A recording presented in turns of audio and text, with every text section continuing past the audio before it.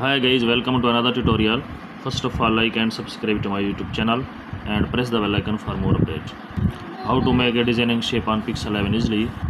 Open the Pixel Lab, select a shape, remove the background color, duplicate the shape, change the color of shape, select the erase color to back color green, select the 3D shape,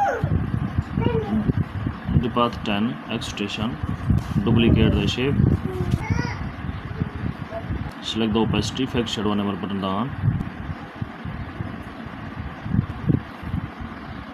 change the background color,